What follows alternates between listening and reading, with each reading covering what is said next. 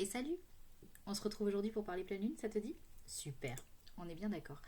La pleine lune, c'est bientôt, c'est le 3 mars. Je sais pas si tu le sais, ça va être sympa parce qu'on a aussi une éclipse lunaire totale en même temps. On est sur un jour de portail, le 3 mars, 0303, chiffre 33. Je te laisse aller voir la numéro si ça t'intéresse. Euh, et nous avons aussi ce jour-là toujours l'influence de Mercure rétrograde qui est là depuis le 26 février et qui va rester chez nous un petit moment.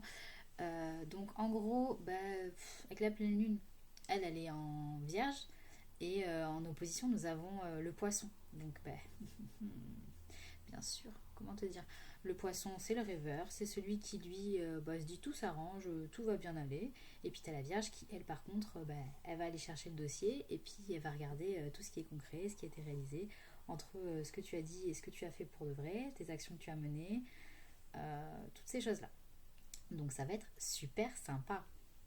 Puis tu as Madame l'Éclipse. Madame l'Éclipse qui, elle, est là pour te faire aller dans un élan de transformation, de repli, de patience, de calme. Vraiment, hein. Il faut...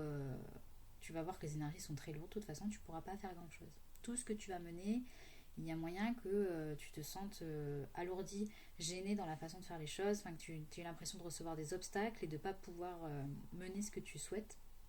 Et ben, c'est normal. C'est normal, sachant que nous le savons, les énergies commencent en général d'une pleine lune 3 jours avant et puis se terminent en moyenne 3 jours après. Ça dépend des signes bien sûr et des personnes, comment elles le ressentent, de leur ressenti, de leur sensibilité. Mais effectivement, ça va être lourd. Ça va être lourd et puis je pense qu'il faut juste pas lutter. Il faut rester tranquille. Si on voit qu'on peut mener des choses, et ben c'est ok. Et puis sinon, on fait une pause et puis on prend du temps pour faire de l'introspection. On remet de la force sur certaines choses et puis on se met en retrait en attendant que ça passe, simplement. Que les choses passent.